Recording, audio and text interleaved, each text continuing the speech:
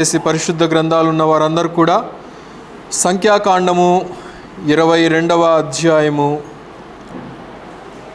సంఖ్యాకాండము 22వ అధ్యాయము మొదటి వచనాన్ని చదువుతున్నాను, దయచేసి గమనించండి. The book of numbers chapter 22 verse 1. తరువాత ఇశ్రాయేలీయులు సాగి ఎరికోకు ఎదురుగా యోర్దాను తీరమున ఉన్న మోయాబు మైదానములలో దిగిరి. ప్రభు ఈ మాటను దీవించే రీతిగా చిన్న ప్రార్థన చేసుకున్నాం. మమ్మల్ని మిక్కిలిగా ప్రేమించినటువంటి మా ప్రియ రక్షక, మా ప్రభు యేసయ్య, ఈ యొక్క మధ్యాహ్న కాలపు సమయంలో నాయన ఇంతవరకు ఆరాధనా కార్యక్రమం అంతట్లో కూడా మీరే సర్వ మహిమ ఘనత పొంది ఉన్నారని నమ్ముచున్నాము నాయన. అలాగనే మా ప్రభువా, ఈ సమయంలో చదవబడినటువంటి లేఖన భాగంలో మీరు దీవించండి నాయన. చదవబడినటువంటి లేఖనాల్లో ఉండేటువంటి సత్యాలను పరిశుద్ధాత్మని యొక్క జ్ఞానము ద్వారా, నేర్పు ద్వారా మా హృదయాలకు కావలసినటువంటి మాటలను మీరే మాకు వినిపింపచేయండి నాయన. నన్ను కూడా మీ యొక్క సిలువ చాటును మరుగుపరిచి మీ యొక్క శక్తితో నింపి మా హృదయాలకి కావలసినటువంటి వాక్కులను మీరే ఉంచుదురని యేసుక్రీస్తు వారి అతి శ్రేష్టమైనటువంటి నామంలో స్తుతించి ప్రార్థించి అడిగి వేడుకొనుచున్నాము తండ్రి, ఆమేన్. ఈరోజు తారీఖు ఎంత అండి? సెప్టెంబర్ 29. కాలం చాలా త్వరితంగా వేగంగా వెళ్ళిపోతూ ఉన్నది.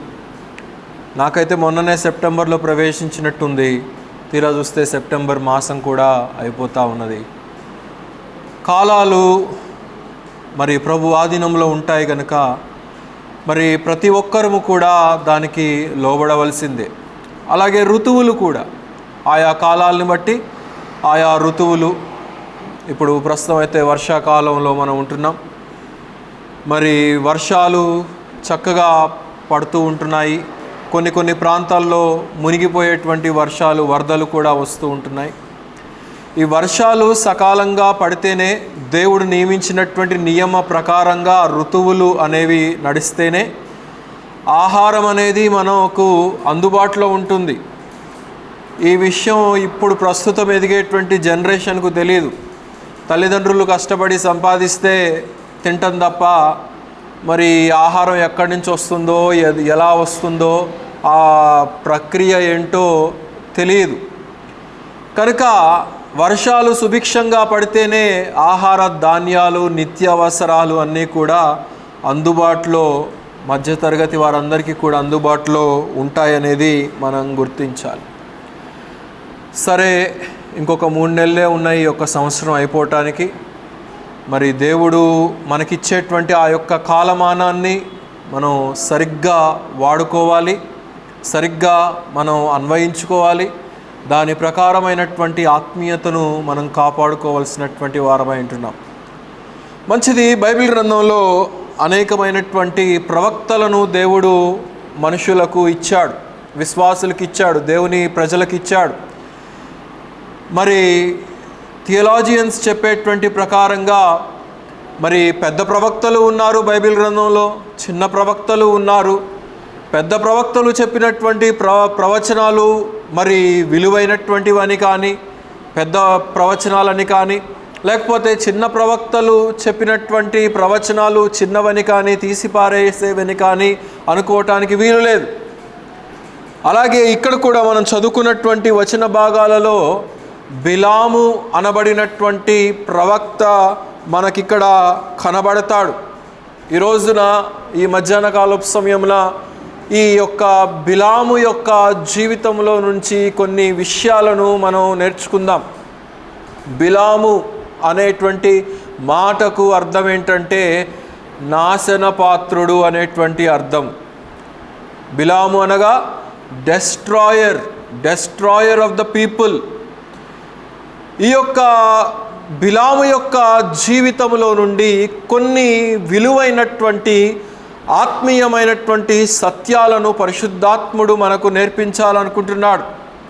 వారం వెంబడి వారం వెళ్ళే కొలది మనం ఆ లోతైనటువంటి ఆత్మీయ అనుభవంలోనికి మనం వెళ్ళాలే కానీ మనం ఒడ్డుకు రాకూడదు.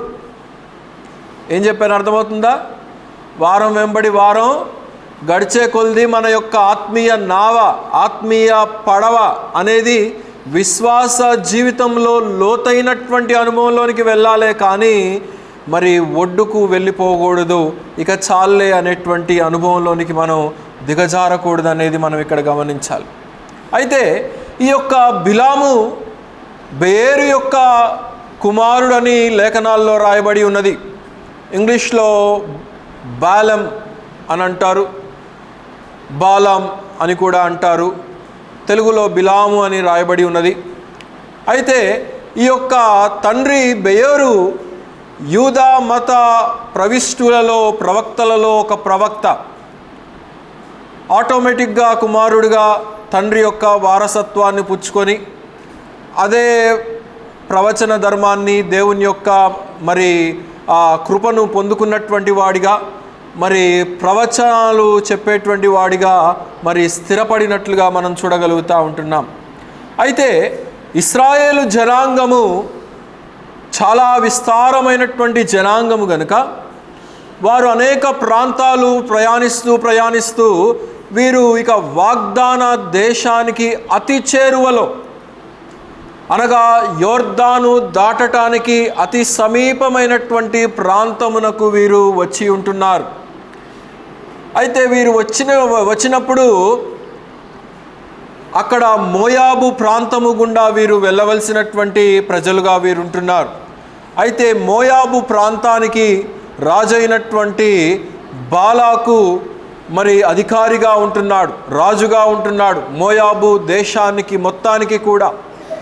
అయితే ఈ యొక్క ఇశ్రాయేలీయులు ఒక ఎద్దు గనక పచ్చిక బీడును గనక తినివేసిన రీతిగా, ఒక పచ్చిక బీడును నాకివేసిన రీతిగా ఈ యొక్క ఇశ్రాయేలు దండు ఏ జనాంగం మీద పడితే, ఏ రాజ్యం మీద పడితే, ఏ ప్రజల మీద పడితే వారి మీద ఆ రాజ్యాల్లోనికి వెళ్ళిపోయి వారిని సమూలంగా నాశనం చేసేస్తున్నారని ఈ యొక్క రాజైనటువంటి బాలాకు గ్రహించి ఇక్కడ ఒక విచిత్రమైనటువంటి ఆలోచనను ఈ యొక్క రాజు ఆలోచిస్తాడు.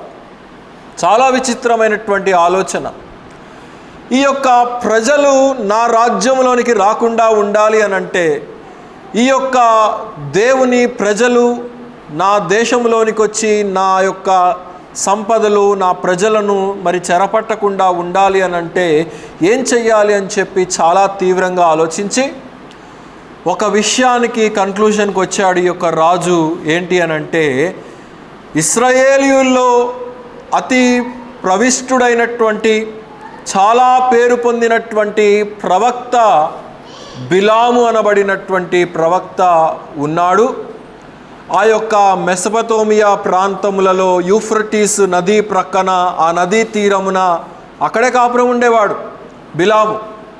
అయితే ఆ నదీ తీరాన ఉన్నాడు కదా, అతన్ని పిలిపిద్దాము, అతన్ని పిలిపించి అతని ద్వారా ప్రవచనము గనక చెప్పించినట్లయితే, ఈ ప్రజలను శపించమని గనక ప్రవచనాన్ని గనక చెప్పించినట్లయితే వీరికి నా రాజ్యంలోనికి రారు అనేటువంటి ఆలోచన ఈ యొక్క అన్య రాజైనటువంటి బాలాకుకు వచ్చింది. అయితే వచ్చిన వెంటనే ఏం చేశాడంటే, కొంతమంది అధికారులను పిలిచాడు. ఒరే బాబు, మీరు అక్కడికి వెళ్ళండి, పలానా స్థలంలో దేవుని ప్రవక్త ఉంటాడు, అతన్ని నేను పిలుస్తున్నానని చెప్పి పిలవండి అని చెప్పేసి అంటాడు. సరే అని చెప్పేసి వీరు వెళ్తారు. వెళ్ళి బిలాము దగ్గరకు వెళ్తారు. వెళ్ళిన తర్వాత మరి నమస్కారం అండి.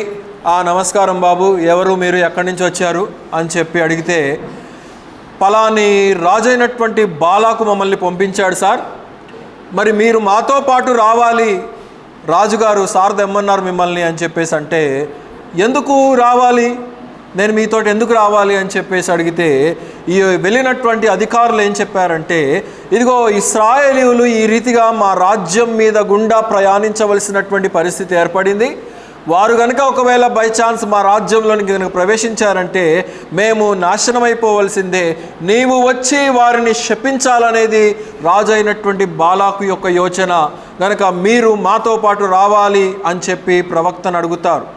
అయితే ప్రవక్త ఏం చెప్తాడంటే, దేవుడు చెప్పినటువంటి మాట తప్ప ప్రవక్తగా నేను ఏ మాట కూడా పలకను.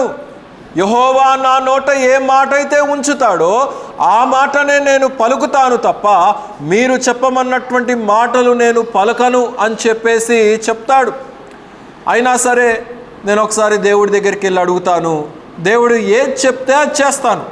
ఒకవేళ దేవుడు వెళ్ళమంటే నేను మీతో పాటు వస్తాను రేపొద్దున, ఒకవేళ దేవుడు వద్దు అన్నాడు అనుకోండి నేను రాను మీతోటి అని చెప్తాడు. మీరు ఈ రాత్రికి ఈరోజు ఇక్కడే ఉండండి అని చెప్పి ఆ వచ్చినటువంటి అధికారులకు బిలాము చెప్తాడు.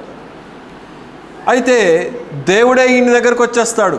దేవుడే బాలాం దగ్గరికి వచ్చేసి, హలో ఎవరు, మన ఇంటికి ఎవరో గెస్ట్లు వచ్చినట్టున్నారు, ఎవరు అని చెప్తే ఇలాగండి ఇది పరిస్థితి అని చెప్పేసి చెప్పడం జరుగుతుంది. అలాగైతే నీవు వారితో కూడా వెళ్ళొద్దు అని దేవుడు క్లియర్గా ఆజ్ఞాపిస్తాడు.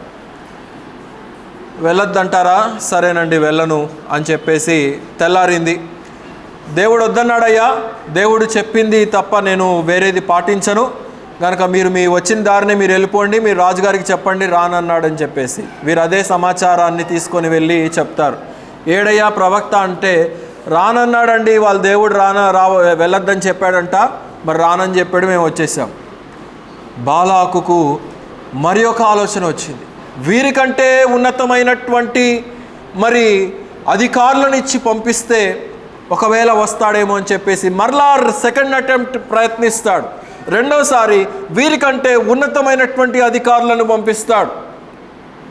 కనుక రెండవసారి వీరు వెళ్ళి మరలా అదే సేమ్ సిట్యువేషన్ని రిపీట్ చేస్తారు. చేసినప్పుడు దేవుడు చెప్పింది చెప్ప నేను వేరేది చేయనయ్యా, అయినా సరే మీరు వచ్చారు, మరి మా రాజుగారు మీకు చాలా ఘనత వహిస్తాడండి, మిమ్మల్ని బాగా వృద్ధిలోనికి తెస్తాడు. మా రాజుగారు చెప్పిన మాట కనుక మీరు వింటే సోదె చెప్పేటువంటి వారి యొక్క సొమ్మును మీకు ఇస్తాడు అని చెప్పేసి అంటే, వద్దయ్యా నాకే సొమ్ము వద్దు, నా ఇంటి నిండా మీరు వెండి పెట్టినా, నా ఇంటి నిండా మీరు బంగారము పెట్టినా కానీ నా దేవుడు చెప్పినటువంటి దానిని నేను చెయ్యను అని చెప్పి చాలా ఖండితంగా చెప్తాడు. ప్రారంభంలో చాలా ఖండితంగానే బిలాము చెప్తాడు.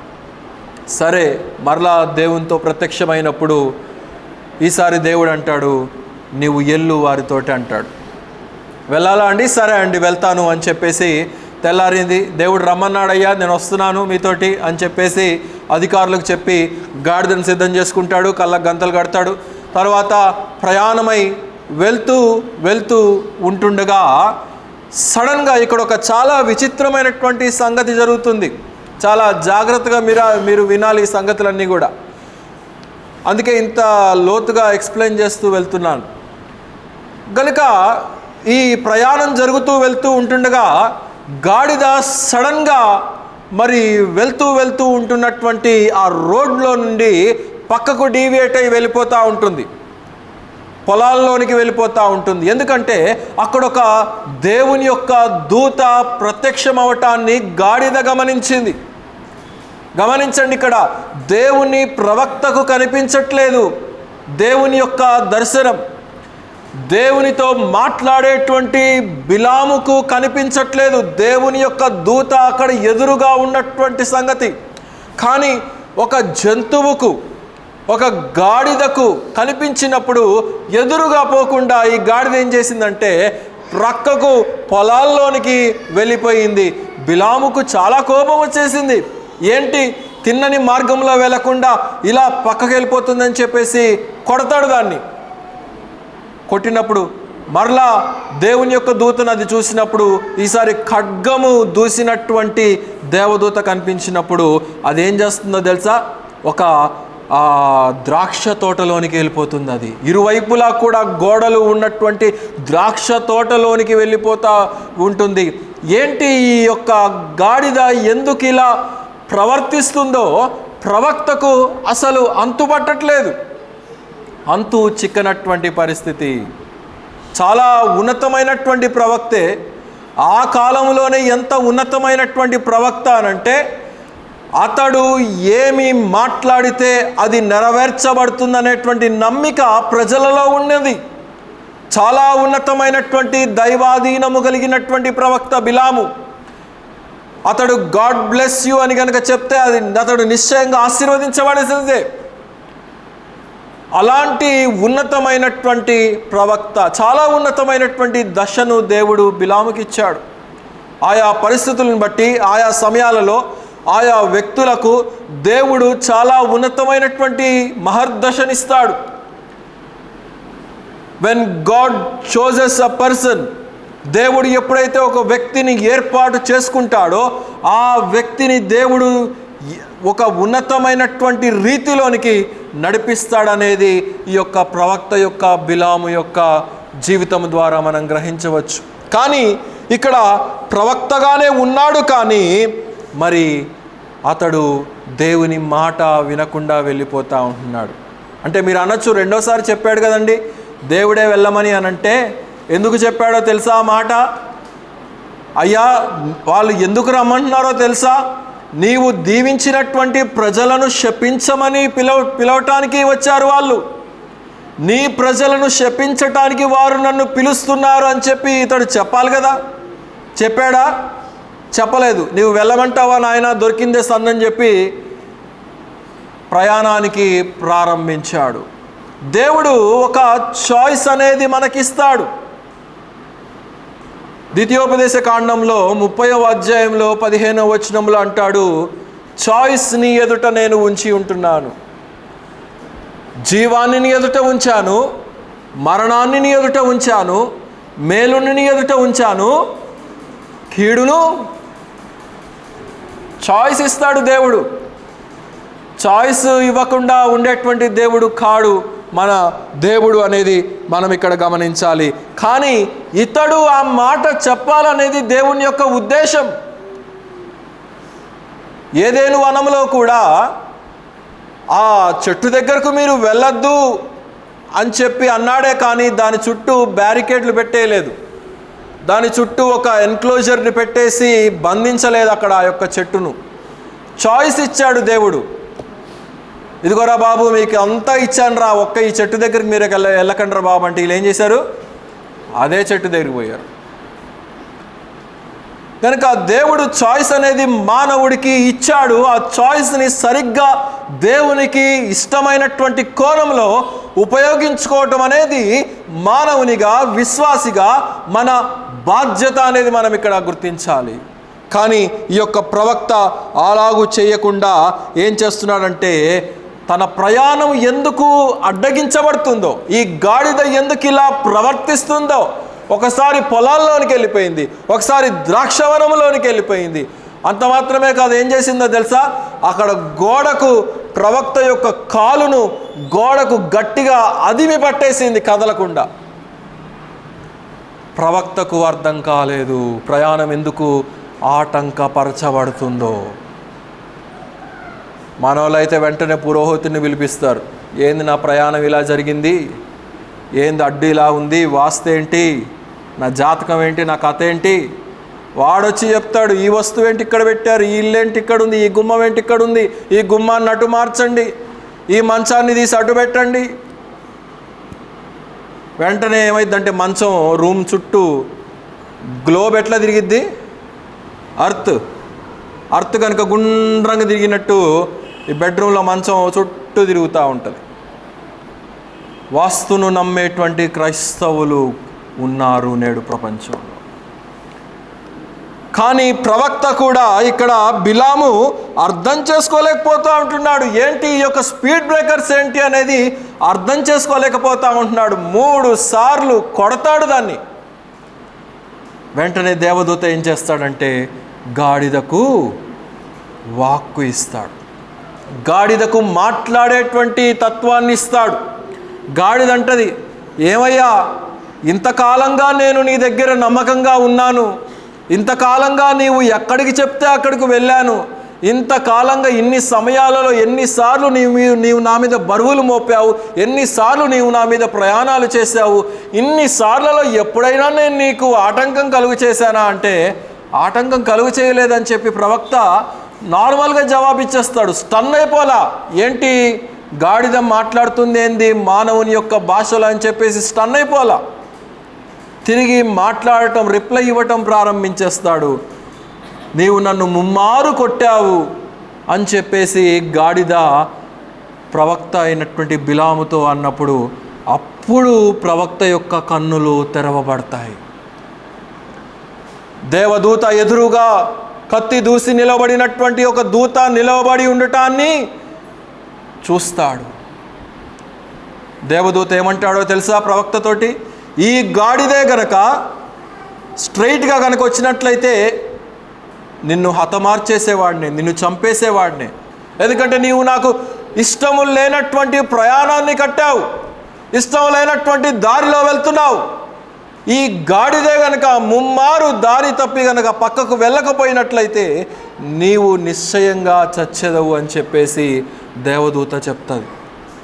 ఈయన కూడా గాడిదని కొట్టినప్పుడు అదే చెప్తాడు. నా చేతిలో కర్ర ఉంది కాబట్టి కొట్టాను, అదే ఖడ్గం కనుక నా దగ్గర ఉన్నట్లయితే నేను నిన్ను నరికేద్దును అని చెప్పేసి గాడిదతో సంభాషించేటప్పుడు చెప్తా ఉంటాడు.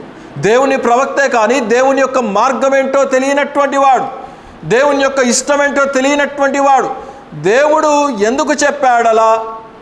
నేను తిరిగి వద్దు ప్రభువా నేను వెళ్ళను అని చెప్పి చెప్పాలి కదా అని చెప్పి ఆ ఆలోచన అతనికి అంతవరకు రాలేదు. గనక దేవుడు ఎప్పుడైనా సరే, కొన్నిసార్లు పిల్లలు తల్లిదండ్రుల్ని చాలా విసిగిస్తూ ఉంటారు కొన్ని విషయాల్లో. వద్దురా అని చెప్పినా కానీ లేదు నాకు అదే కావాలి, నాకు అదే కావాలి, నాకు అదే కొని, నాకు అదే కొని, నాకు అదే కొని అని చెప్తారు. ఇంకేం చేస్తారు తల్లిదండ్రులు? పరిపూర్ణమైనటువంటి హృదయంతో కొనివ్వరు, డిస్ప్లెజర్తో కొనిస్తారు. అంటే అర్ధ మనస్సుతో సరే పోనీ వాడు జావాడు వస్తాడు అన్నట్టు కొనిస్తూ ఉంటారు. వద్దురా అక్కడికి వెళ్ళొద్దురా, ఫ్రెండ్స్తో తిరగద్దురా, వద్దురా ఈ పిక్నిక్లు, ఈ టూర్లు, ఈ యొక్క కథలు మనకు వద్దురా అంటే వీడు మార్గంలో నడవాడు. లేదు నేను వెళ్తాను అంటే తల్లిదండ్రులు ఏం చేస్తారు? సరే పోయాక కానీ కళ్ళు తెరవబడవు.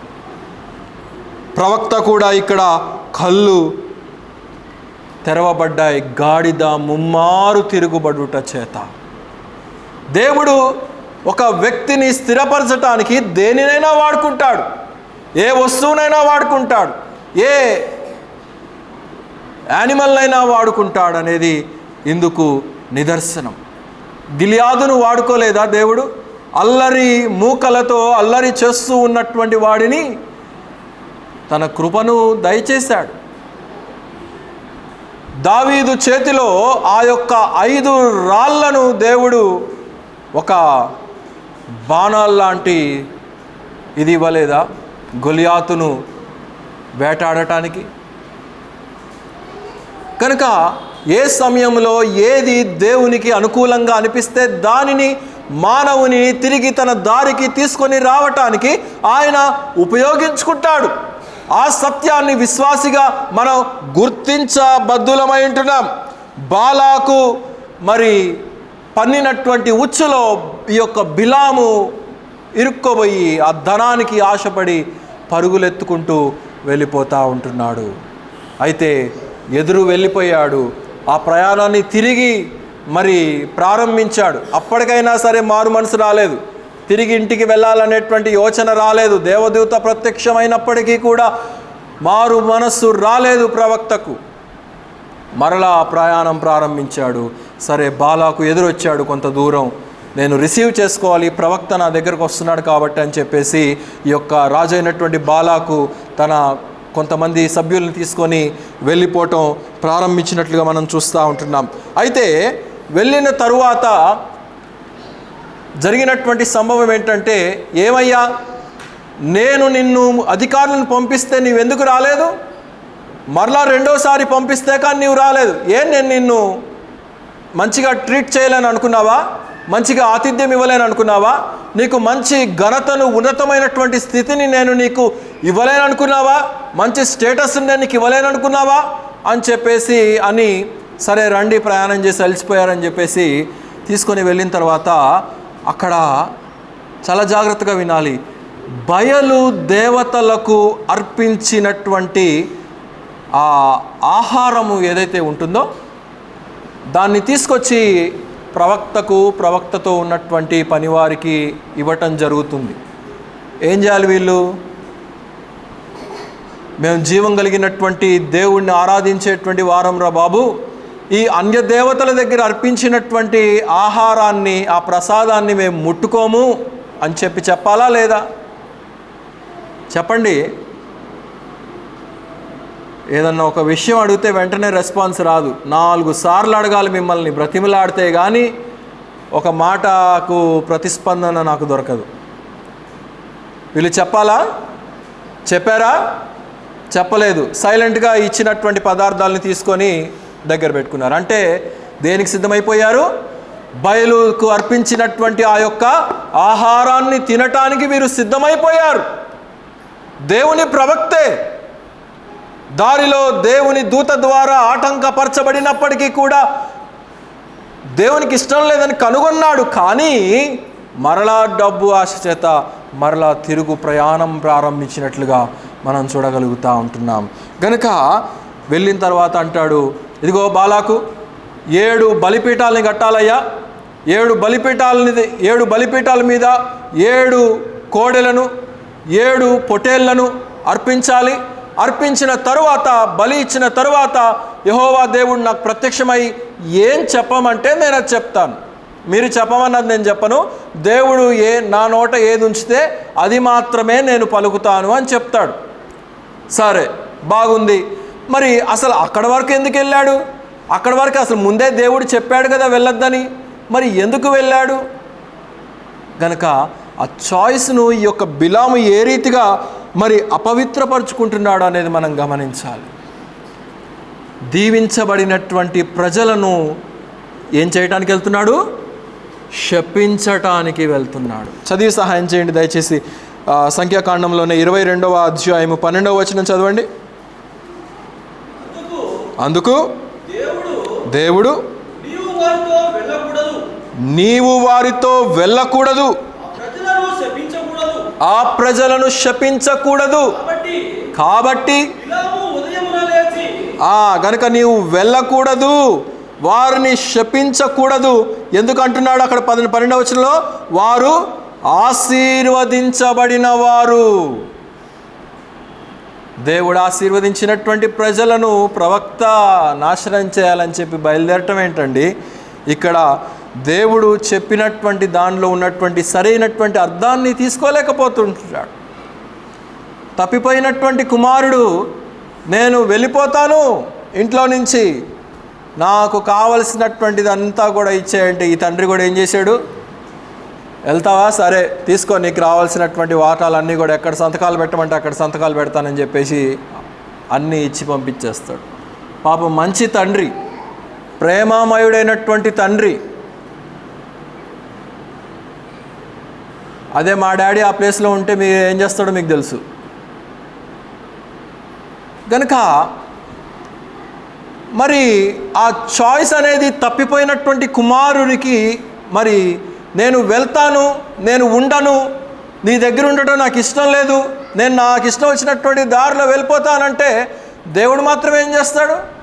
ఓకే, ఆల్ రైట్, వెళ్తావా వెళ్ళు. ప్రవక్త అయినటువంటి యోనా కూడా ఏం చేశాడండి? దేవుడు ఎక్కడికి వెళ్ళమన్నాడు? నినివేకి వెళ్ళమన్నాడు. ఎక్కడికి వెళ్ళాడు? తర్షీషుకు వెళ్ళాడు. తర్షీషు దేనికి ప్రసిద్ధి? కోతులకు ప్రసిద్ధి, నెమళ్లకు ప్రసిద్ధి, బంగారానికి ప్రసిద్ధి. ఎక్కడికి వెళ్ళాడు?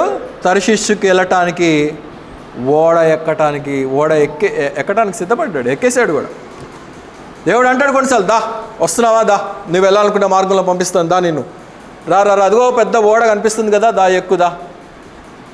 అయితే దేవుడు మధ్యలో ఒక గాలం ముళ్ళు పెట్టాడనేది గుర్తించాలి. దేవుడు ఎందుకు ఒప్పుకుంటున్నాడా? నేను వెళ్ళాలనుకున్నటువంటి మార్గములో ఇది దేవునికి ఇష్టమైనటువంటి మార్గము కాదని తెలుసు, ఇది వాక్యానికి సరిపోయినటువంటి మార్గము కాదని తెలుసు, ఇది వాక్యానికి సరిపోయినటువంటి సహవాసం కాదని తెలుసు, ఇక్కడ సత్య ఆరాధన, సత్య నియమము, సత్య మరి ప్రవర్తన మరి ఉండదని తెలిసినప్పటికీ కూడా అనేక మంది ఎక్కడెక్కడికో దూరపు కుండలు నునుపన్నట్టు ఎక్కడికెక్కడికో బయలుదేరి జంపింగ్ జపాన్లు ఉంటారు.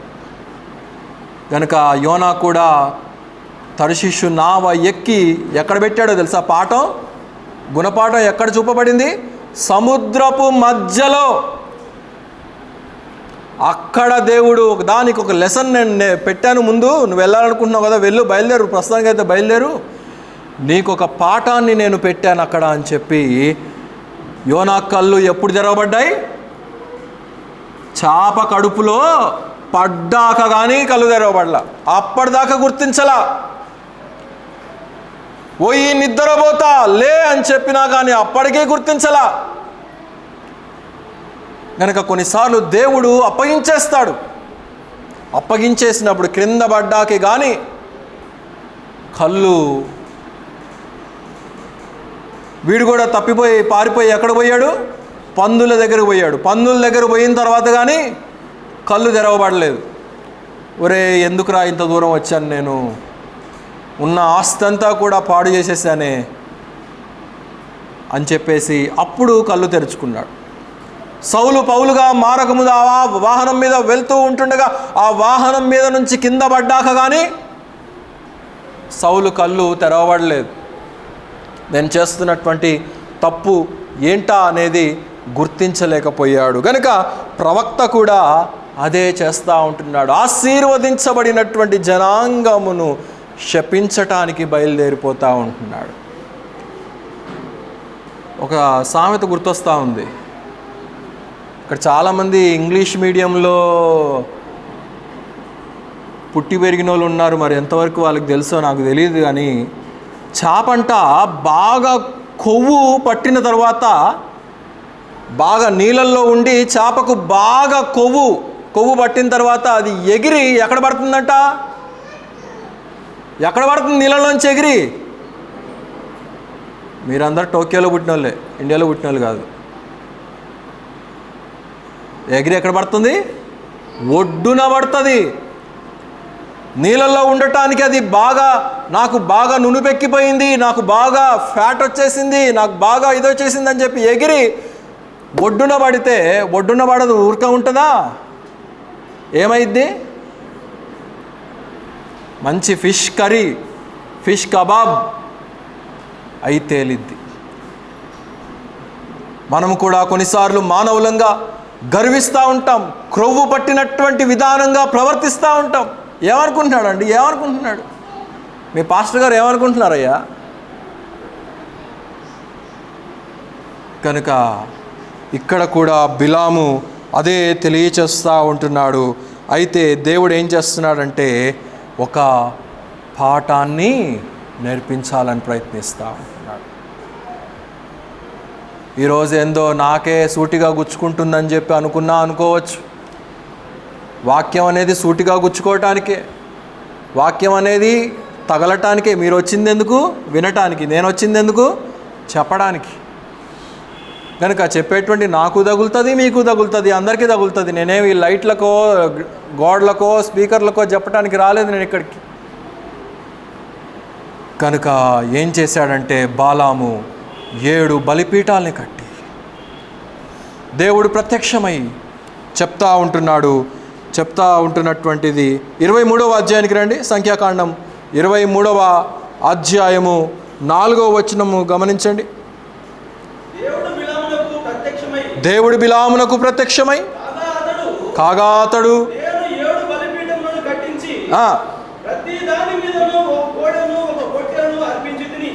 చేసేటువంటి తప్పుడు పనిలో కూడా ప్రార్థన, బలిపీఠము, ప్రత్యక్షత, చేసేదే అన్య ఆచారము, చేసేది అన్య సాంప్రదాయము. కొంతమంది ఉంటారు, పాస్టర్ గారండి అంతా అయిపోయిందండి మా కార్యక్రమాలు, మీరు ఆఖరిలో వచ్చి ప్రార్థన చేస్తే చాలు.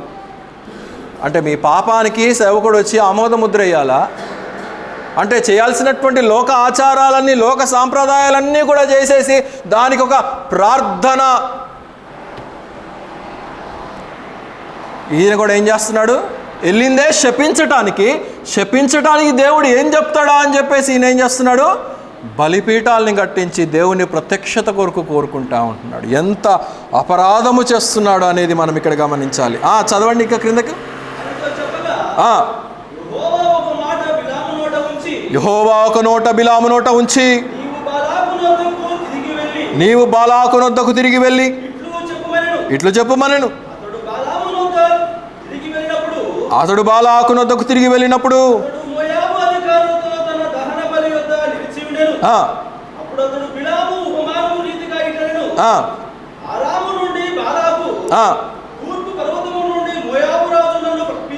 నన్ను రప్పించి రమ్ము,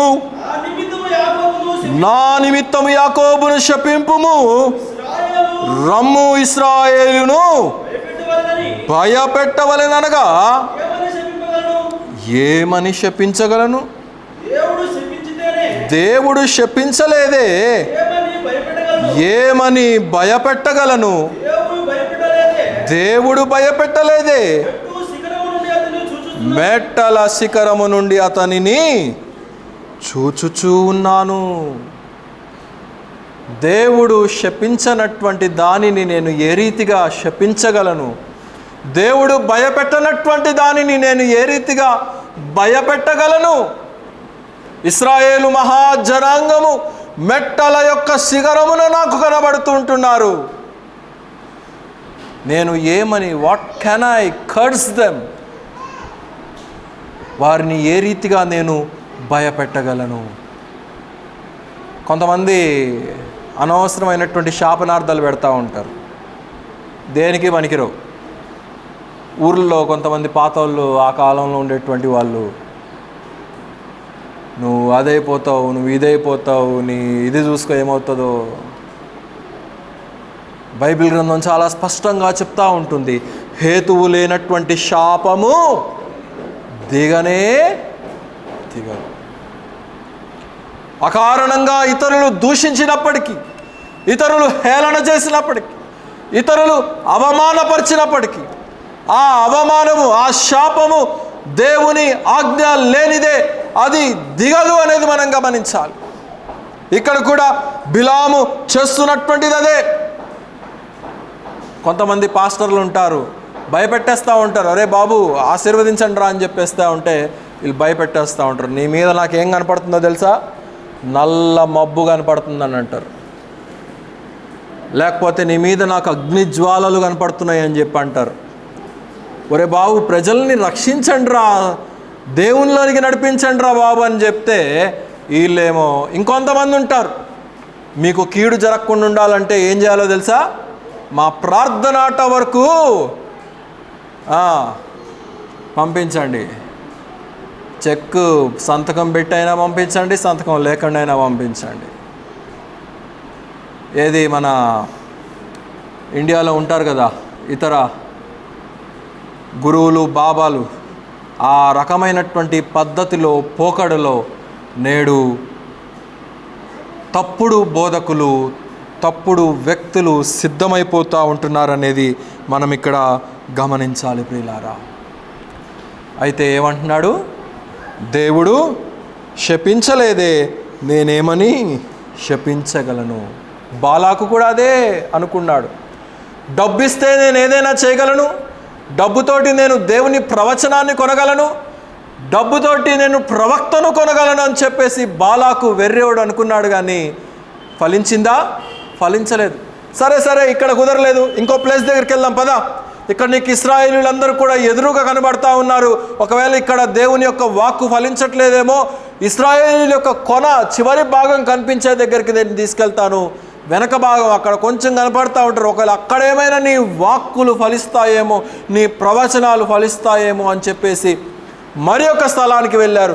మరలా 7 బలిపీఠాలు కట్టారు, మరలా బలులను నడిపించారు. కానీ మరలా రెండోసారి కూడా ప్రవచనంలో ఏమొచ్చింది?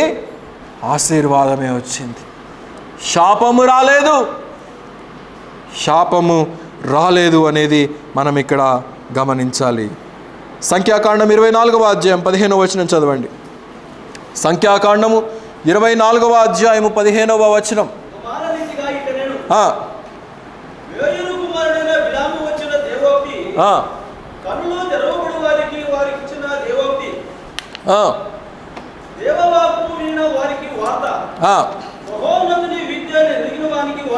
మహోన్నతుని విద్యను ఎరిగిన వానికి వార్త. అతడు పరవశుడై కన్నులు తెరిచినవాడై, అక్కడ ఫుట్ నోట్లో ఏముంది? కన్నులు మూసినవాడై అని చెప్పేసి ఉంది. అంటే కన్నులు మూసినా కన్నులు తెరిచిన దేవుడు అనుకున్నటువంటిదే నెరవేర్చబడుతుంది అనేది మనం ఇక్కడ అర్థం చేసుకోవాల్సినటువంటి విషయం. పరమగీతాల గ్రంథంలో 5వ అధ్యాయం 2వ వచనంలో అంటాడు, నేను నిద్రించుచుండగా నా మనస్సు మేలుకొని ఉండెను, నా మనసు దేవుని మీద ఉండెను అని చెప్పి ఉంటుంది అక్కడ. గనుక మనసు ఎప్పుడు కూడా దేవుని మీదనే కేంద్రీకరించబడి ఉండాలి. అయితే ఇక్కడ బాలాకు అనేక రకాలైనటువంటి ప్రయోగాలు బిలాము ద్వారా చేయిస్తూ ఉన్నాడు, కానీ ఏది కూడా ఫలించట్లేదు. ఒకవేళ కొన్ని సమయాలలో మానవునికి అన్నీ కూడా క్లోజ్ అయిపోయి ఉన్నది అని చెప్పి అనుకోవచ్చు, కానీ దేవుడు ఏదో ఒక దారి తెరిచి ఉంచాడనేది మనం ఇక్కడ అర్థం చేసుకోవాలి. మానవుడు మూసినటువంటి ద్వారాన్ని తెరవగలిగినటువంటి వాడు దేవుడు. మనుష్యుడు మూసిన తలుపులు ఎన్నైనను నీవు నాకై తెరచిన తలుపులు అనేకములు. పాట నాకు పూర్తిగా రాదు. కనుక మనుషుడు ఒక్క ద్వారాన్ని బంధిస్తే దేవుడు 7 ద్వారాలు తెరుస్తానన్నాడు. కనుక మానవుని మీద ఆధారపడవద్దు, మానవుడు చెప్పేటువంటి దాని మీద ఆధారపడవద్దు, కానీ దేవుని వాక్యం ఏం చెప్తుందో, దేవుడు ఏం చెప్తున్నాడో దానినే మనం ప్రామాణికంగా తీసుకోవాలనేది మనం ఇక్కడ గమనించాలి ప్రియులారా. అయితే 3 సార్లు ప్రయత్నించాడు, 3 సార్లు కూడా విఫలమైపోయాడు. బిలాము శపించాలనుకుంటే ఏమొస్తున్నాయి? ఆశీర్వచనాలు వస్తున్నాయి, ఆశీర్వాదాలే వస్తున్నాయి. Only blessings are coming, curse అనేది రావట్లేదు. ఇక విసిగిపోయి రాజైనటువంటి బాలాక్ అన్నాడు, ఒరే బాబు నీకు దండంరా బాబు, నువ్వు ఇక సెలవు తీసుకో, నువ్వు నీ జనాంగం దగ్గరికి వెళ్ళిపో, నువ్వు శపిస్తావని చెప్పి నేను పిలిస్తే అంతకంతకు అంతకంతకు అంతకంతకు ఆశీర్వదించేస్తూ ఉంటున్నావు. ఇందాక మనం చదివినటువంటి 24వ అధ్యాయంలోనే 17వ వచనం చదవండి. ఆయనను చూచుచూ ఉన్నాను కానీ ప్రస్తుతం ఉన్నట్టు కాదు, ఆయనను చూచుచూ ఉన్నాను కానీ సమీపమున ఉన్నట్టు కాదు. నక్షత్రము యాకోబులో ఉదయించును,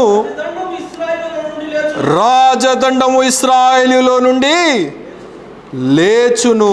ఇది ఎవరిని గూర్చినటువంటి ప్రవచన వాక్కో తెలుసా? యేసు ప్రభువును గూర్చినటువంటి ప్రవచన వాక్కు, ఆయన పుట్టుకను గూర్చినటువంటి ప్రవచన వాక్కు. యాకోబులో నుండి ఆయన యొక్క జననము ఏ రీతిగా కలగబోతుందనేది బిలాము ప్రవక్త ఎవరి మధ్య ఉండి ప్రవచిస్తున్నాడు? అన్య జనముల మధ్య, అన్య జనాంగాల మధ్య ఉండి రాబోయేటువంటి క్రీస్తు మొదటి రాకడను గురించి ఇక్కడ ప్రవచనాన్ని మరి బయలుపరుస్తున్నట్లుగా మనం చూడగలుగుతూ ఉంటున్నాం. అదే యేసు ప్రభు వారు ఆ శాపాన్ని, ఆ కర్స్ను, మన మీద రాబోయేటువంటి ప్రతి విధమైనటువంటి వ్యతిరేకతను ఆయన ఆ యొక్క మొదటి రాకడలో, ఆయన యొక్క మొదటి జన్మంలో ఆయన వచ్చాడు.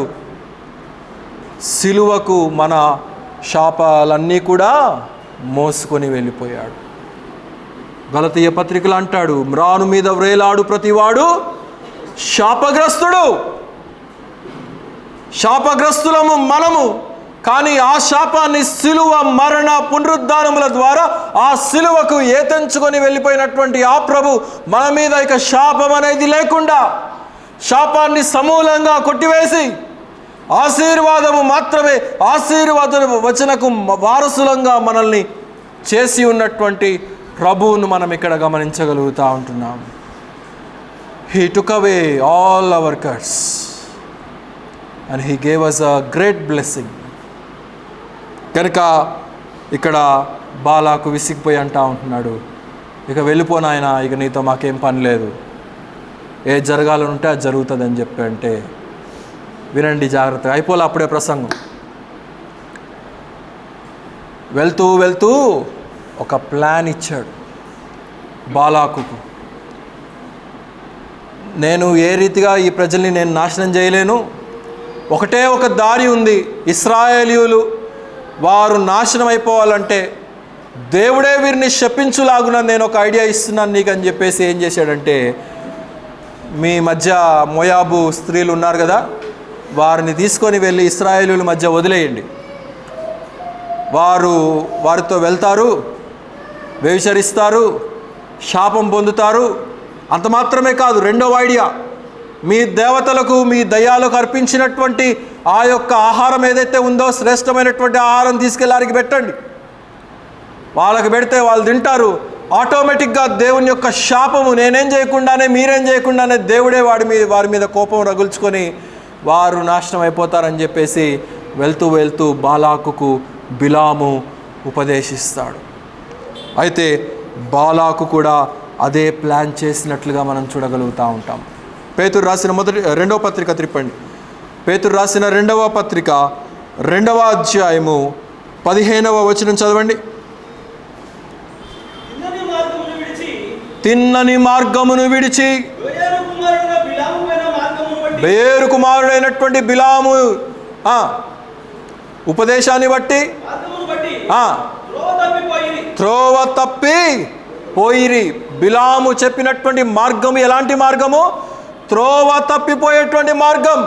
దేవుని ప్రవక్త, దేవునిలో స్థిరంగా ఉండండి రా బాబు, దేవునిలో బలంగా ఉండండి రా బాబు, మీ యొక్క ఆత్మీయతను పెంచుకోండి రా బాబు అని చెప్పాల్సింది పోయి ప్రజలు ఏ రీతిగా నాశనం అయిపోవాలో అనేటువంటి వ్యతిరేక వాక్కులను తన నోట నుండి ప్రయోగించినట్లుగా మనం ఇక్కడ చూడగలుగుతూ ఉంటున్నాం. యూదా పత్రిక తిప్పండి.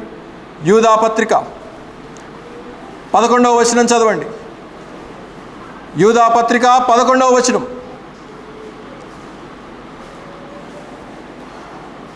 చదవాలి చురుగ్గా. అయ్యో వారికి శ్రమ, వారు కయీను నడిచిన మార్గమున నడిచిరి, బహుమానము పొందవలెనని. దేని కొరకు పరిగెత్తారంట? బహుమానము పొందవలెనని బిలాము నడిచిన మార్గములో ఆతురముగా పరిగెత్తిరి. ఆతురత. దేని కొరకు ఆతురపడుతుంటున్నావు? దేవుడు నడవండ్రా నా ఆత్మీయతలు అంటుంటే నీవు దేని కొరకు పరుగులెత్తుకుంటూ వెళ్ళిపోతూ ఉంటున్నావు? దేనిని వెంబడిస్తూ ఉంటున్నావు? అసత్యాన్ని వెంబడిస్తూ ఉంటున్నావు, అసత్య బోధనలు వెంబడిస్తూ ఉంటున్నావు, అసత్య ఆరాధనను చేస్తూ ఉంటున్నావు, అసత్య సిద్ధాంతాలను వెంబడిస్తూ ఉంటున్నావు. కనుక ఇక్కడ కూడా బిలాము ఆతురతగా అన్య సంపాదన కొరకు, అక్రమము కొరకు పరిగెత్తుకుంటూ వెళ్ళిపోయినట్లుగా మనం చూడగలుగుతూ ఉంటున్నాం. కనుక సాతానుడు ఎప్పుడు కూడా వాడి యొక్క ఉచ్చును ఎక్కడ బిగించాలో వాడికి తెలుసు. మనం అనుకోవచ్చు మనమే తెలివైనటువంటి వారమని. వాడు మనకన్నా 1000 రెట్లు తెలివైనటువంటి వాడు. కనుక దేవుని పిల్లలే, కానీ మోయాబు స్త్రీలతో వీరు వెళ్ళినప్పుడు వ్యభిచారం చేశారు. అన్య ఆరాధనకు అర్పించినటువంటి ఆ యొక్క ఆహారాన్ని తిని వీరు అపవిత్రులైపోయినట్లుగా మనం ఇక్కడ చరిత్ర ద్వారా తెలుసుకోగలుగుతూ ఉంటున్నాం. దేవుని ప్రజలైనప్పటికీ కూడా దేవుని మార్గంలో నిలవలేకపోయారు. కొన్నిసార్లు సాతానుడు మనోల్నే ఉపయోగించుకుంటాడు, సొంత వారినే ఉపయోగించుకుంటూ ఉంటాడు. కొరింథీయులకు రాసిన మొదటి పత్రికలో మనం బైబిల్ క్లాస్లో కూడా చదివాం కదా, ఒకడు నేను కేఫా వాడను, ఒకడు నేను అపోలో వాడను, ఒకడు నేను పౌలు వాడను, క్రీస్తు వాడను అని చెప్పి అనుకుంటా ఉంటాడు. కానీ అల్టిమేట్గా కన్క్లూజన్కి వచ్చేసరికి మనమందరం కూడా క్రీస్తు వారమే, మనమందరము కూడా క్రీస్తుకు సంబంధులమే, క్రీస్తు బిడ్డలమే, క్రీస్తు న్యాయపీఠం ఎదుట రేపటి దినాన నిలబడవలసినటువంటి వారమే. ఆ విషయాన్ని గుర్తుంచుకొని నేటి ప్రవర్తనను మనం సరిచేసుకోవలసినటువంటి వారంగా ఉంటున్నాం. అయితే ఇక్కడ కూడా మనం ఏం చూస్తున్నామంటే ఆ ఆలోచన ద్వారా వారి ప్రజలే తిరుగుబాటు చేసి పాపము చేసినటువంటి వారిగా మనం చూడగలుగుతూ ఉంటున్నాం. అదేం కొత్త విద్య కాదు. ప్రసంగి గ్రంథంలో మొదటి అధ్యాయం అనుకుంటా, ప్రసంగి 1:9 తిప్పండి. ప్రసంగి గ్రంథం 1వ అధ్యాయం 9వ వచనం.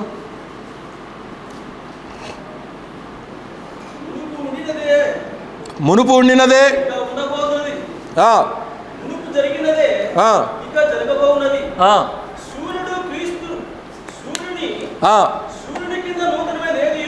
సూర్యుని క్రింద నూతనమైనది ఏది లేదు. There is nothing new under the sun.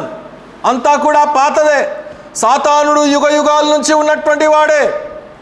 He is there from the ages. వాడి యొక్క కుయుక్తులు సమస్తము ఎరిగినటువంటి వారమే. కొరింథీయులకు రాసినటువంటి 2వ పత్రికలో అంటాడు, మనము సాతాను యొక్క తంత్రములను ఎరుగని వారము కాము అని అంటాడు. We know how the Satan works, how he deceives the people. ప్రజలను ఏ రీతిగా మోసపరచాలో వాడికి స్పష్టంగా తెలుసు అనేది మనం ఇక్కడ గమనించాలి. సొంత వారినే, సొంత ప్రవక్తనే ఉపయోగించుకున్నాడు, దేవుని ప్రవక్తనే ఉపయోగించుకున్నాడు ఇశ్రాయేలు జనాంగము నాశనం అయిపోయే రీతిగా. ఆశీర్వచనాలు వచ్చాయి, కానీ ముందు వెళ్తూ ఇచ్చినటువంటి సలహా ఏదైతే ఉన్నదో అది భయంకరమైనటువంటి సలహా. కొన్నిసార్లు మన సొంత వారే మనకు కీడు చేయాలని ప్రయత్నిస్తూ ఉంటారు. వందనాలు బ్రదర్, వందనాలు వందనాలు వందనాలు, వందనాలు సిస్టర్, వందనాలు వందనాలు వందనాలు వందనాలు. ముందు వందనాలు, తర్వాత తందనాలు. ఏం చీర కట్టుకొచ్చిందో చూసావా ఈరోజు? ఆ మెడలో చైన్ ఏంటంట, ఆ క్లిప్ ఏంటి అసలు?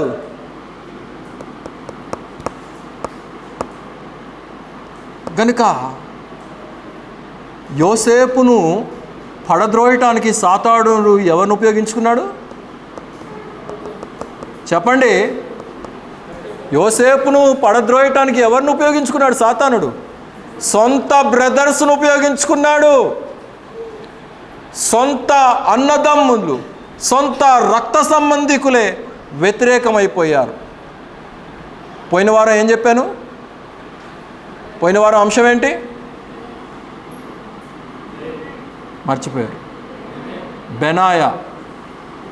దావీదు జీవితంలో ఎవరు తిరుగుబాటు చేశారు? సొంత కుమారుడు తిరుగుబాటు చేశాడు, సొంత మేనల్లుడు తిరుగుబాటు చేశాడు. కనుక అపవాది ఎక్కడి నుంచో రాడు. బయట వాళ్ళు వెళ్తే వీడు ఒప్పుకోడు, వీడు దేవుని భక్తుడు, కనుక దేవుని భక్తుల్లో నుండే వీడిని ఉసిగొల్పాలని చెప్పేసి అనుకుంటాడు సాతానుడు. కనుక హీ నోస్ ద వేస్. ప్రకటన గ్రంథం తిప్పండి, 2వ అధ్యాయము. సమయం అయిపోయింది, నేను ముగింపులోనికి వస్తాను. ప్రకటన గ్రంథం 2వ అధ్యాయము 12వ వచనం నుండి చదవండి. పెర్గములో ఉన్న సంఘపు దూతకు ఇలాగున రాయము, ఏమనగా సాతానుడు సింహాసనము వేసుకున్నటువంటి స్థలములో నీవు కాపురం ఉన్నావు. అంటే మనం ఉండే నివాసమే, మనం ఉండే ఊరే, మనం ఉండే దేశమే. మరియు ఆ స్థలములో నాయందు విశ్వాసి అయ్యుండి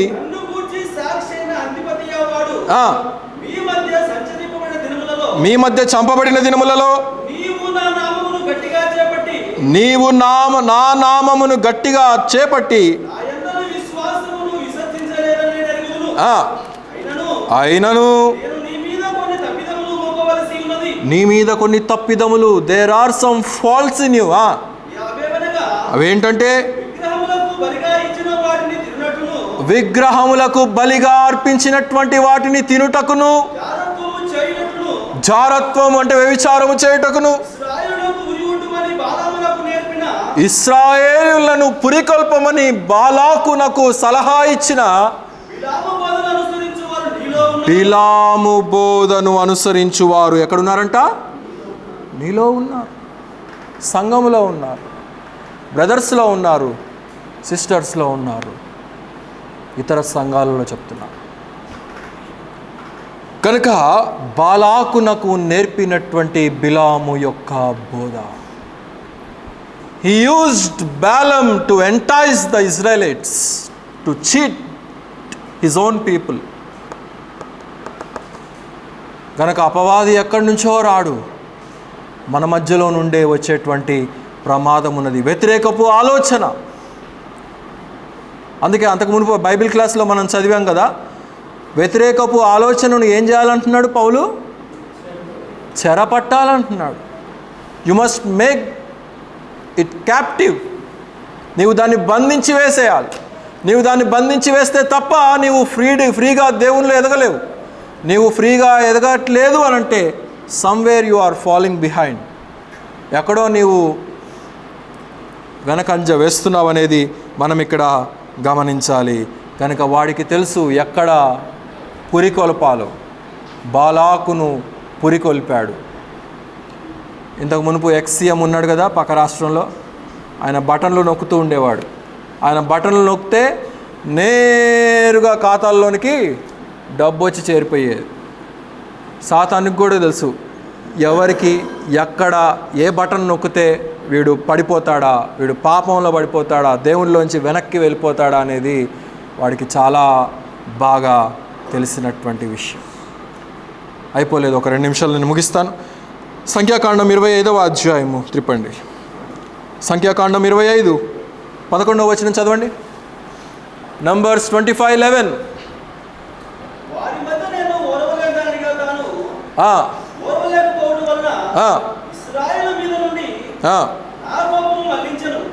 కనుక అక్కడ ఒక మహా తెగులు రగులుకుంది. అంతా చదవనక్కర్లేదు, సమయం లేదు. కానీ ఒకడేం చేశాడంటే మిద్యానీయుల యొక్క స్త్రీని లేపుకొని వచ్చేసాడు. ఇశ్రాయేలీయుల వ్యక్తి వచ్చేసాడు. దేవుని యొక్క కోపము, ఉద్రేకము రగులుకొని అనేక మంది చనిపోతూ ఉంటున్నారు. తెగులు రగులుకుంటా ఉంది అక్కడ.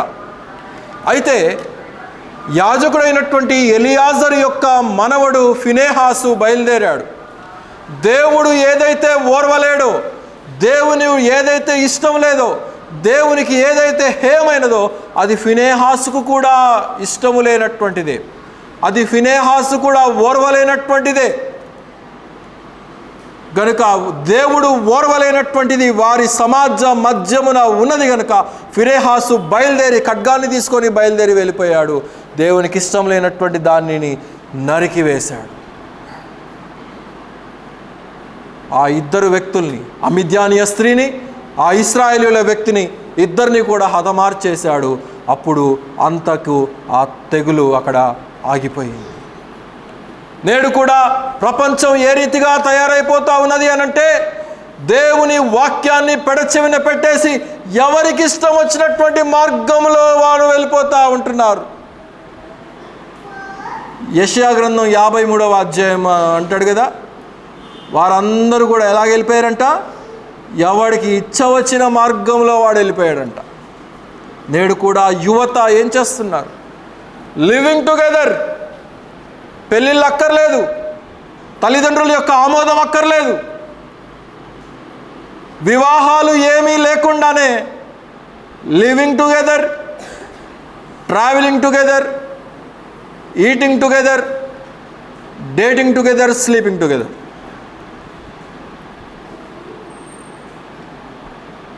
వీరిలో క్రైస్తవ బిడ్డలైనటువంటి వారు ఉన్నారు. పాస్టర్ల కుటుంబాల్లో ఉండేటువంటి పాస్టర్ల బిడ్డలనబడినటువంటి వారు క్రైస్తవ పెద్దల యొక్క బిడ్డలు, క్రైస్తవ సాంప్రదాయాలు సంపూర్ణంగా ఎరిగినటువంటి వారి యొక్క బిడ్డలు కూడా ఏ రీతిగా తయారైపోతూ ఉన్నారంటే, ఇక్కడ మా తల్లిదండ్రులు లేరు కదా, నేను ఎక్కడో యుఎస్లో ఉన్నాను, నేను ఎక్కడో న్యూజిలాండ్లో ఉన్నాను, నేను ఎక్కడో లండన్లో ఉన్నాను, నేను ఎవరితో ఉన్నా సరిపోయిద్ది, నేను ఎక్కడ తిరిగినా సరిపోయిద్ది, నా తల్లిదండ్రులు చూడట్లేదు, నా సంఘం చూడట్లేదు, నా బంధువులు చూడట్లేదు, నేను ఏం చేసినా సరిపోయిద్ది అనుకునేటువంటి యవ్వనస్తులు, దేవునికి హేయమైనటువంటి ప్రవర్తన కలిగినటువంటి వారు. ఒక విషయం ఆలోచించాలి, దేవుని కార్యాలు నా జీవితంలో ఎందుకు జరగట్లేదు? దేవుడు నాకు ఈ వాగ్దానం ఇచ్చినప్పుడు ఆ వాగ్దానం ఎందుకు నా జీవితంలో నెరవేర్చబడట్లేదు? ఒకవేళ నేను దేవునికి ఇష్టం లేనటువంటి మార్గంలో నేను ఉన్నానా? Why God is not working with me? ఎందుకు దేవుడు నాతో తన కార్యాలు జరిగించట్లేదు అనేది ఆలోచన చేయాలి. నేను ఉండకూడని స్థలంలో ఉన్నానా? నేను ఉండకూడని ప్రాంతంలో ఉన్నానా? నేను ఉండకూడని వ్యక్తితో ఉంటున్నానా అనేది నేడు ఆలోచన చేయవలసినటువంటి వారమై ఉంటున్నాం. అబ్రహాము తన కుమారునికి వివాహం చూసేటువంటి సందర్భంలో ఏం చెప్పాడు? నా స్వజనుల దగ్గరికి వెళ్ళి నాకు కోడల్ని తీసుకొని రా అని చెప్తాడు. స్వజనులు మా వాళ్ళేనండి, మా వాళ్ళే. ఏంటి మా వాళ్ళు అంటే ఏంటి? అబ్రహాము వారంటే ఏంటి? అబ్రహాములాగా భక్తి కలిగినటువంటి వారని, అబ్రహాములాగా అర్పణ అర్పించేవారని, అబ్రహాములాగా దైవ నియమము నిష్ఠ కలిగినటువంటి వారని, అంతేగాని నిర్లజ్జల మరి బయట ఎలా పడితే అలా తిరిగితే సరిపోతుందిలే అని చెప్పి అనుకుంటే దేవుడు ఖండించమంటున్నాడు. కాబట్టి నేను కఠినంగా మాట్లాడుతూ ఉంటున్నాను ఈ పదాలను. దేవుని సేవకుల యొక్క కుటుంబాల్లో కూడా తీసిపోలేదు. దేవుని ప్రవక్తే ఏం చెప్తున్నాడు? దేవుని ప్రజలను వ్యభిచరించడానికి పురికొల్పమని చెప్తున్నాడు. నేడు కూడా క్రైస్తవ సమాజాలలో జరుగుతున్నటువంటి కార్యక్రమాలు ఇవే. Living together. కనుక రేపటి దినాన యేసు ప్రభు వారి యొక్క న్యాయపీఠము ఎదుట నిల్చున్నప్పుడు, నేను పలానా వ్యక్తితో 1 సంవత్సరం డేటింగ్ చేశానయ్యా, ఆడు నచ్చలేదు, మళ్ళీ ఇంకొకరితో డేటింగ్ చేశానయ్యా, లేకపోతే ఆ అమ్మాయి నాకు నచ్చలేదు, ఇంకొకరితో డేటింగ్ చేశానయ్యా అని చెప్పగలుగుతారా? భౌతికంగా తల్లిదండ్రులకే చెప్పటానికి భయపడితే రేపు దేవుని ఎదుట ఏంటి? What about in the presence of the lord? ఇక్కడ కూడా ఆ తెగులును ఆపివేయాలని ఫినెహాస్ ఏం చేశాడు? వారిద్దరిని కూడా హతమార్చివేసి ఆ తెగులును అక్కడ నాశనం చేసేసినట్లుగా మనం అక్కడ చూడగలుగుతూ ఉంటున్నాం. నేడు కూడా అలాగూ పురికొల్పేటువంటి వారు అనేక మంది. Everything which glitters is not gold. మెరిసేదంతా బంగారము కాదు. వాక్యం చెప్పే ప్రతివాడు బోధకుడు కాడు. తప్పుడు బోధకులు, తప్పుడు సిద్ధాంతాలు, తప్పుడు ఆరాధన, తప్పుటి క్రమము లోకంలో అనేకమైనటువంటివి ఉన్నాయి. చాలా జాగ్రత్తగా ఉండాలి. సాతానుడు డైరెక్ట్గా రాడు, ఇండైరెక్ట్గా పలాని సంఘంలో పలానా అద్భుతాలు జరుగుతున్నాయంట, వస్తారా మీరు మాతో పాటు? ఎక్కడికి పడితే అక్కడికి వెళ్ళకండి. ఎక్కడ పడితే అక్కడ ఆహ్వానిస్తే వెళ్ళొద్దు. ఏ మీటింగులకు పడితే, ఏ ప్యాంప్లెట్లు చూస్తే, ఏ అడ్వర్టైజ్మెంట్లు చూస్తే అక్కడికి వెళ్ళొద్దు. ప్రతిదీ సరి అయినటువంటి బోధే అని చెప్పి అనుకోవద్దు. సాతానుడు అక్కడ ఏదో ఒక ఉచ్చు నీకు బిగిస్తాడు. అందులోనికి పడిపోతే మరలా రావటానికి ఏమనుకోబాకండి, లాక్కోలేక పీక్కోలేక సావాలి. గనుక బిలాము 4 విషయాలు మనం గుర్తించాలి ఈ మధ్యాహ్న కాలపు సమయంలో. దేవుడు నిన్ను ఎన్నుకున్నాడు, దేవుడు నిన్ను ఆశీర్వదించాడు. నిన్ను ఆశీర్వదించి తనకు ప్రత్యేకంగా చేసుకున్న తరువాత ఏ వ్యతిరేకత కూడా నిన్ను అడ్డగించ జాలదు అనేది మనం గమనించాలి. తర్వాత రెండవది, మనకు అత్యంత సమీపస్తులైనటువంటి వారే మనలను నాశనం చేస్తారనేది మనం ఊహించాలి. అయితే అందులో నుంచి దేవుడు అనేకమైనటువంటి మార్గాలు మనకు చూపిస్తాడు తప్పించుకోవటానికి. దేవుడు తప్పించాలని ప్రయత్నిస్తాడు. ఆ తప్పించాలని మనకి హెచ్చరించినప్పుడే మనం సరిచేసుకుంటే, ఈ బిలాము గాడిద ముమ్మారు తిరుగుబాటు చేసినప్పుడే వెనక్కి వెళ్ళిపోయి ఉంటే సరిపోయేది. ఆ వ్యతిరేక ఆలోచననిచ్చేవాడు కాడు. అలా కాకుండా సొమ్ముకు ఆశపడి, ఘనతకు ఆశపడి ముందుకు తావులు ఊదినట్లుగా మనం చూడగలుగుతూ ఉంటున్నాం.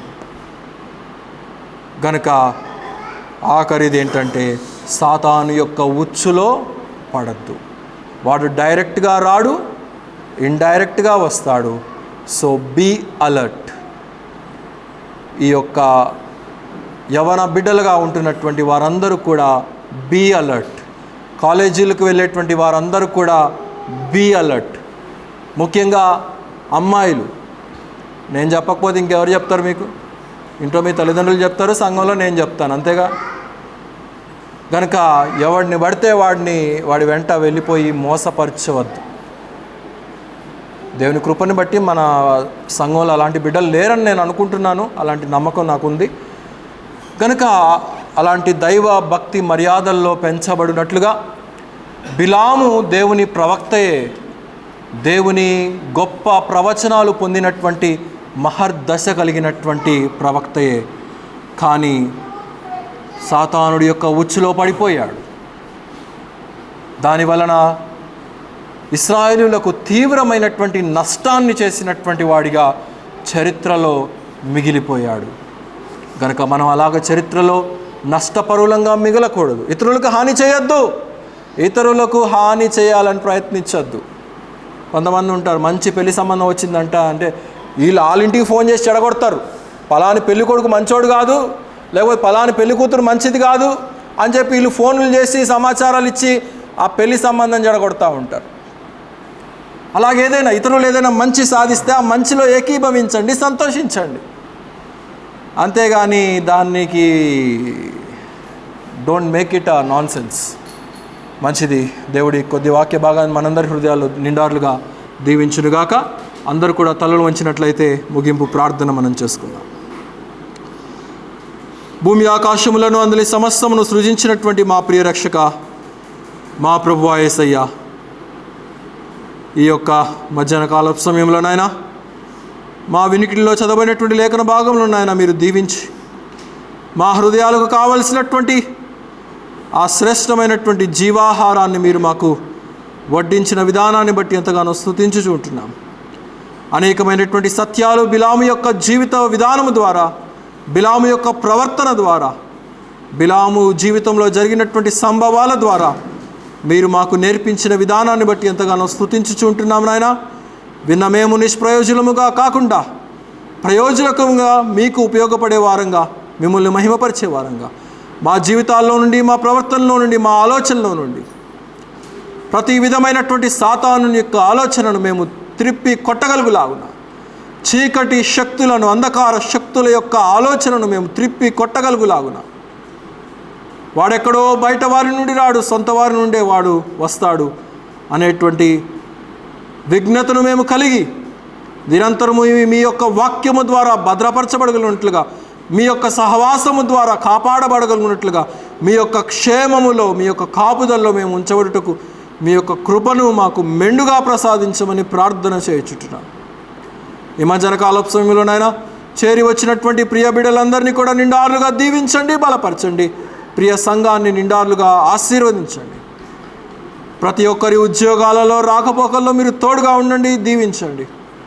యవన బిడ్డలు ఉంటున్నారు నాయన, కుడిమికి కానీ ఎడముకు కానీ తొలగకుండా మంచి జీవిత విధానాన్ని వారు మీ కొరకు జీవించటానికి మీ యొక్క కృపను వారికి ప్రసాదించమని ప్రార్థన చేయుచుంటున్నాం.